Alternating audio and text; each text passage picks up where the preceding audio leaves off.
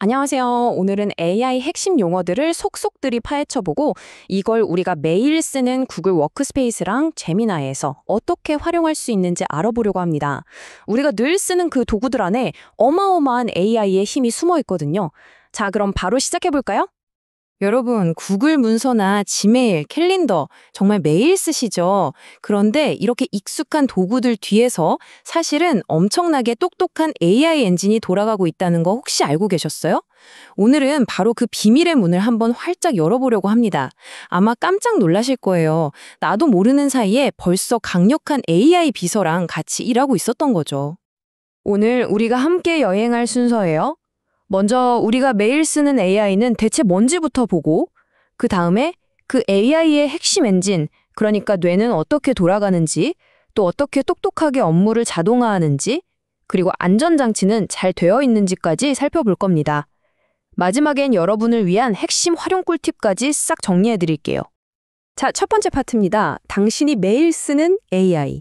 여러분한테는 정말 익숙한 구글 워크스페이스 안에서 제미나이가 도대체 어떻게 우리를 돕고 있는지 그 원리를 한번 들여다보겠습니다. 좋습니다. 이제 본격적으로 AI의 뇌랑 지식 창고가 어떻게 생겼는지 알아볼 시간이에요. 지금부터 나오는 용어들이 바로 제미나이가 세상을 어떻게 이해하고 우리가 하는 말을 어떻게 알아듣고 또 어떻게 계속 똑똑해지는지 그 근본적인 원리를 설명해 줄 겁니다. 첫 번째 용어, 바로 LMM, 거대 멀티모달 모델입니다. 이건 뭐랄까, 글만 읽는 셰프가 아니라 보고, 듣고, 맛까지 하는 만능 셰프 같은 거예요. 텍스트는 기본이고, 이미지, 음성, 영상까지 한 번에 다 이해하거든요. 그러니까 예를 들어서 구글 문서에 경쟁사 제품 사진 하나 툭 던져놓고 이 사진 속 제품 분석해서 우리 회사 제안서 초안 좀 써줘 라고 말하면 제미나이가 그 이미지를 보고 내용을 싹 분석해서 글로 만들어주는 거죠. 와, 정말 대단하지 않아요? 두 번째는 트랜스포머입니다. 이건 그 만능 셰프의 사고 회로라고 생각하시면 돼요. 문장 속 단어들이 어떤 관계를 맺고 있는지, 그 미묘한 맥락까지 파악하는 핵심 기술이거든요.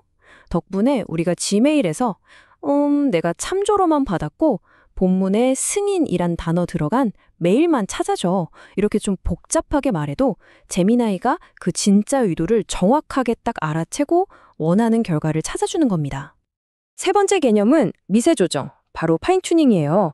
비유하자면 우리 레스토랑만의 특별한 시그니처 메뉴 레시피를 셰프한테 가르치는 거예요. 이미 똑똑한 AI한테 우리 회사만 쓰는 말투나 전문 용어를 학습시키는 거죠. 제미나이 설정에 들어가서 나는 인사팀 담당자니까 항상 친근한 톤을 유지해줘. 그리고 회의라는 말 대신 미터비라고 써줘. 이렇게 나만의 안내를 저장해두면요. 그 다음부터 제미나이는 완전 제 스타일에 딱 맞는 결과물을 만들어내는 거죠. 자, 네 번째. 이거 정말 중요합니다. 바로 RH, 검색 증강 생성이에요. 이건 AI가 인터넷이라는 거대한 공공도서관이 아니라 여러분의 구글 드라이브, 즉 나만의 개인 서재를 참고해서 답변을 만들어내는 기술이에요. 내 드라이브에 있는 3분기 프로젝트 보고서 기반으로 4분기 전략 좀 추천해줘 라고 하면 AI가 막 상상력을 발휘해서 엉뚱한 소리, 즉 환각을 일으키는 대신에 여러분의 실제 데이터를 근거로 정말 정확하고 믿을 수 있는 답변을 만들어주는 겁니다. 자, 지금까지 AI가 어떻게 생각하는지를 봤다면 이제는 한 단계 더 나아가서 어떻게 우리의 일을 실행하고 또 협업하는지를 알아볼게요. 바로 이 기술들 덕분에 제미나이가 그냥 검색기가 아니라 진짜 스마트한 비서가 될 수 있는 거거든요. 다섯 번째 용어는 랭체인입니다. 이건 여러 도구랑 앱을 착착 연결해서 복잡한 일을 순서대로 처리하게 만드는 뭐랄까 스마트 키친 시스템 같은 거예요. 예를 들어 구글 캘린더에서 내일 미팅 일정을 딱 클릭하고 미팅 준비 버튼 하나만 누르면 제미나이가 알아서 관련된 이메일 뒤져보고 드라이브에서 관련 문서 찾아내서 완벽한 미팅 브리핑 노트를 자동으로 쫙 만들어주는 거죠. 이 모든 과정을 지휘하는 것, 이게 바로 오케스트레이션입니다. 다음은 AI 에이전트입니다. 이건 특정 임무를 딱 부여받으면 자기가 알아서 그 일을 끝까지 완수하는 총괄 헤드 셰프라고 할 수 있어요. 예를 들어서 2시간짜리 구글 미트 회의가 딱 끝났어요. 그때 회의록 요약해줘 버튼을 누르는 순간 회의록 작성 에이전트가 딱 깨어나서 전체 대화 내용을 분석하고 핵심 요약은 물론이고 누가 뭘 해야 하는지 실행 항목까지 완벽하게 정리해주는 거죠. 정말 똑똑한 비서 한 명 생긴 것 같지 않나요? 7번째는 A2A, 에이전트 간의 통신입니다. 이건 여러 전문 에이전트들이 우리 눈에 보이지 않는 곳에서 서로 착착 협업하는 전문가 팀워크라고 보시면 돼요. 예를 들면 신입사원이 구글 폼으로 입사 서류를 딱 제출하면 한 에이전트는 IT팀에 새 직원 계정 만들어주세요 하고 요청하고 동시에 다른 에이전트는 총무팀에 명함 제작해주세요 하고 자동으로 요청을 보내는 거죠. 이 모든 게 바로 A2A 덕분에 가능한 겁니다. 자, 8번째는 도구 사용, 즉 툴 유즈입니다. AI라고 해서 세상 모든 걸 다 알 수는 없잖아요. 그래서 자기 능력 밖의 일이 생기면 외부의 전문 도구를 불러와서 쓰는 거예요. 지메일에서 우리 팀원들이랑 고객사 담당자들 모두 가능한 미팅 시간 좀 찾아봐줘 라고 요청하면 제미나이가 자기가 모른다고 하는 게 아니라 즉시 구글 캘린더라는 전문 도구를 실시간으로 호출해서 비어있는 시간을 정확하게 찾아서 제안해주는 거죠. 9번째 개념은 에이전틱 AI입니다. 이건 훨씬 더 큰 그림인데요. 여러 에이전트들이 모여서 사람이 일일이 간섭하지 않아도 스스로 목표를 달성하는 자율 운영 시스템을 말해요. 코딩 하나도 몰라도 앱 시트에 가서 우리 창고 재고가 10개 비트로 떨어지면 자동으로 구매팀에 발주 요청 이메일 보내는 앱 만들어줘 라고 말만 하면 제미나이가 알아서 척척 자율적으로 돌아가는 시스템을 만들어주는 것. 이게 바로 에이전틱 AI의 진짜 힘입니다. 자, 드디어 마지막 파트입니다. 지금까지 AI의 뇌와 팔다리를 봤다면 이제는 AI가 외부 세상과 어떻게 연결되고 또 우리를 어떻게 보호하는지 그 신경망과 안전 규칙을 살펴볼 차례예요. 이건 우리가 AI를 믿고 안심하고 쓰기 위해서 정말 중요한 기본 중의 기본이거든요. 10번째, MCP입니다. 이건 어떤 기기든 그냥 꽂기만 하면 바로 작동하는 만능 플러그 같은 표준 약속이에요. 이 MCP 덕분에 세일즈포스나 아사나 같은 다른 회사 앱들을 Gmail에 아주 쉽게 연결할 수 있는 거죠. 그래서 이메일을 보면서 굳이 다른 창으로 넘어가지 않고도 바로 옆 화면에서 해당 고객의 CRM 정보를 확인하는 마법 같은 일이 가능해지는 겁니다. 11번째, 가드레일입니다. 이건 셰프가 무슨 일이 있어도 절대 어겨서는 안 되는 주방의 절대 규칙 같은 거예요. AI가 유해하거나 비윤리적이거나 혹은 우리 회사 보안 정책에 어긋나는 답변을 절대로 하지 못하도록 막는 아주 강력한 안전 필터죠. AI가 함부로 선을 넘지 않도록 꽉 붙잡아주는 중요한 장치입니다. 자, 예를 한번 들어볼게요.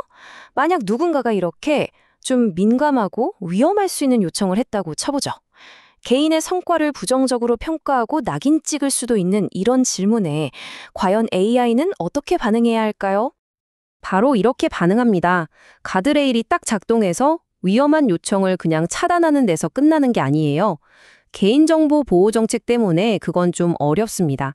대신에 팀원들의 성과 향상을 위한 코칭 가이드라인을 제안해드리는 건 어떨까요? 이렇게 훨씬 안전하고 건설적인 대안을 제시하죠. 이게 바로 잘 만들어진 가드레일의 힘을 보여주는 아주 좋은 예시입니다. 12번째는 레드팀입니다.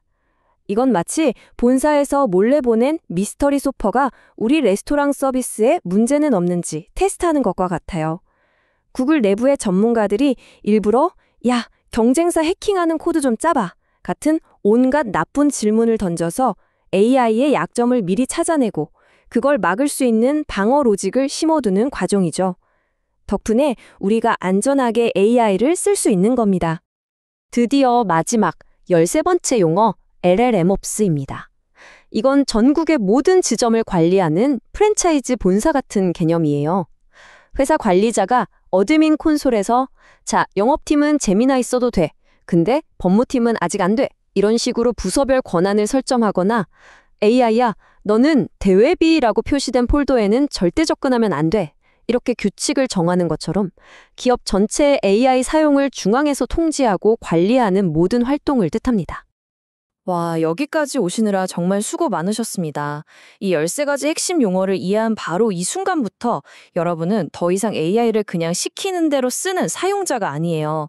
이제 AI가 어떻게 돌아가는지 그 원리를 알고 그 잠재력을 200% 끌어낼 수 있는 똑똑한 운영자가 되신 겁니다. AI 용어를 알면 바로 이런 일들이 가능해져요. 훨씬 더 정확하고 강력하게 AI에게 일을 시킬 수 있게 되고요. AI가 뭘 잘하고 또 뭘 못하는지 그 한계를 명확하게 이해하게 되죠. 그러다 보면 이 일도 자동화할 수 있겠는데? 하는 새로운 아이디어가 마구 떠오를 거고요. 궁극적으로는 AI라는 엄청난 도구를 훨씬 더 스마트하게 활용하게 되는 겁니다. 오늘 우리는 AI의 엔진룸을 구석구석 함께 둘러봤습니다. 이제 여러분께 마지막 질문을 하나 던지면서 마무리할까 합니다. 오늘 배운 이 수많은 기술들 중에서 여러분의 업무에 가장 먼저 적용해 보고 싶은 기술은 무엇인가요? 이 질문에 대한 답을 곰곰이 생각해 보는 것, 바로 그게 여러분의 업무를 혁신하는 위대한 첫걸음이 될 겁니다.